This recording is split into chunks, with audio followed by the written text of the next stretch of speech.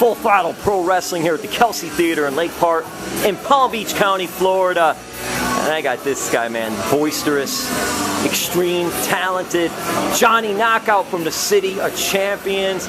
Johnny, what brings you to Full Throttle? First of all, there's no need for compliments. When you're Johnny Knockout, you don't need to hear them.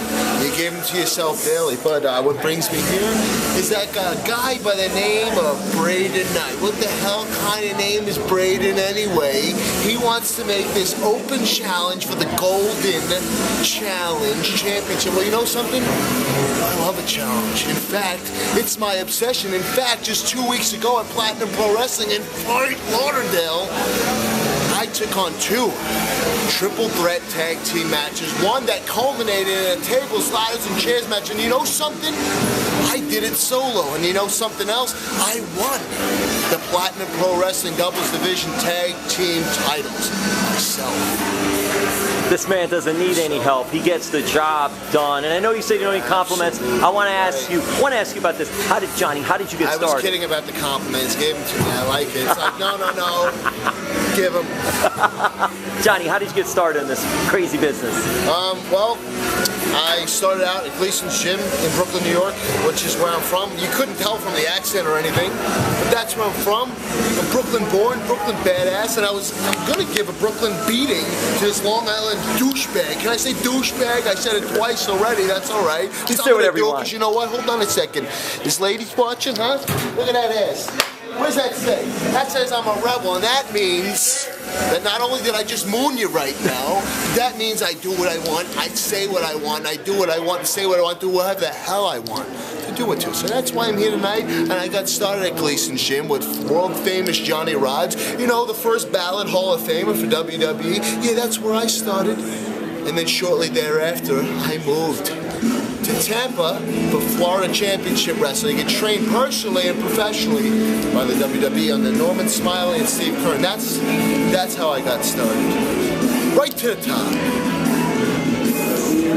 Johnny, what do you like about what you do? What do I like about what do you like about everything? This? I love everything about what I do, from my, wow, Christopher Walken impressions. I know there's a guy out there watching just loves that. To the intensity, to the ferocity, to the theater, to the spectacle, to the bright lights, to the dark lights. That didn't make any sense, but it's okay. I'm Johnny Knock. I can get away with something like that. Some other people wouldn't understand.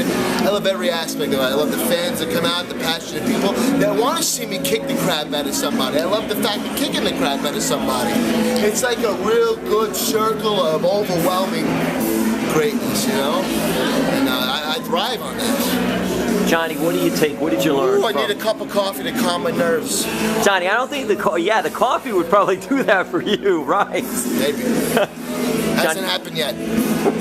What did you learn? What did you learn from the great Johnny Rodz? That man has trained a lot of great wrestlers, and he's also had a great career himself. I learned from the great Johnny Rodz, don't get stuck with the bullshit. No bullshit. And he likes to throw a nice super kick, never on me, because honestly, and he said it to the guys didn't like me. You know why? Because they're not me. And he says, you take care of my superstar. That's what he said. I says, whoa, I'm young in this business. I was like, don't get me any more heat than I already got, just for looking this damn good, you know? But I learned about the discipline, the will, the want, the need, the craving, the have to have for pro wrestling. And he took one look at me and he goes, you belong here. And that was pretty nice, man. We had just met. Maybe it was a money thing, I don't know. Nah, Johnny's a cool guy. In fact, I saw him last year at SummerSlam for WWE, and he was very happy for me, man. It was like, yeah, it was pretty cool, you know? Johnny, when you first started with this, what were some of the challenges for you just to do what now you're able to do? My biggest challenge to date was finding a nice mask that fit this beautiful face, because let's face it. Why do you want to wear the mask though? Wait a minute though. Why do you want to wear the mask? When God created me, what's the old saying? He broke the mold. Guess what? He didn't even have a mold to me, because I got increasingly more good looking over the years. Is that vain? Johnny, no, if it's not from you. No, not from you. You know what I'm doing? You think I'm looking right into the video scope. I'm actually looking at my reflection from your lens. Well, that could be a little vain, man.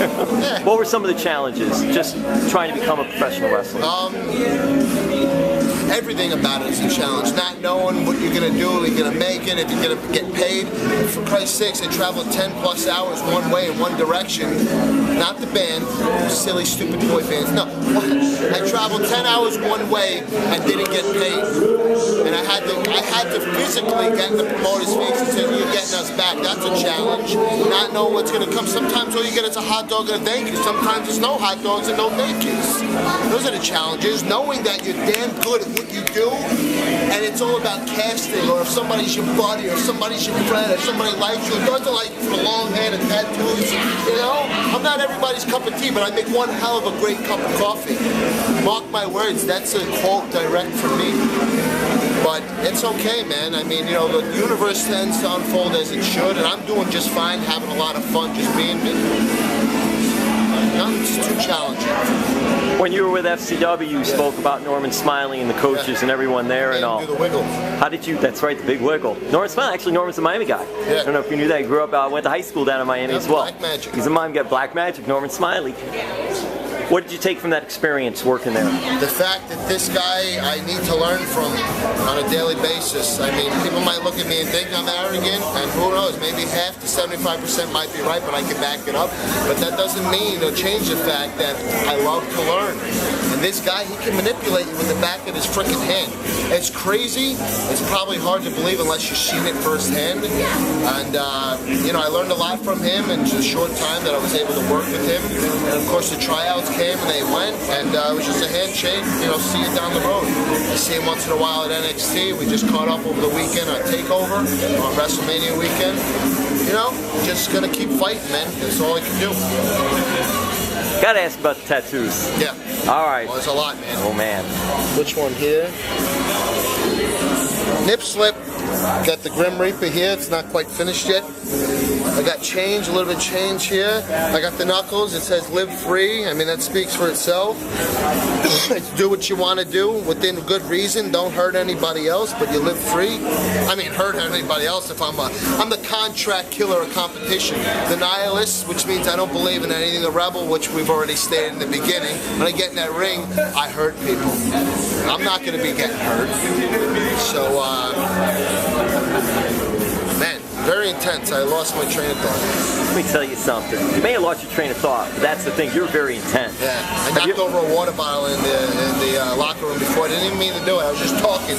Smacked it, water everywhere. Why do you think my hair's all wet? Have you always been this intense? Even when you were younger? Since birth. Even playing sports?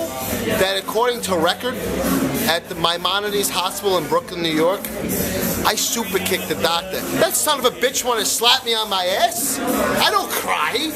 So when he came out, he's like, this baby ain't crying. I'm like, I ain't a baby, and you're getting super kicked. And I kicked a nice super kick right to the face. Okay, minus the super kick, because I had to learn that once I got trained. But yeah, the first thing I did, literally, and this ain't a joke, this is a shoot, 100%. My mom held me in her beautiful right hands at 25 years old. And she says, my baby, and I farted on her hands. I swear to Christ, at least that's the story she told me. And I says, whoo, I've been holding that for 9 months. So you talk about intense, I've been intense since birth. I wasn't even supposed to be here. Aren't you happy that I am? I am. I'm freaking ecstatic. Whew, you had to bleep that, right? Yeah.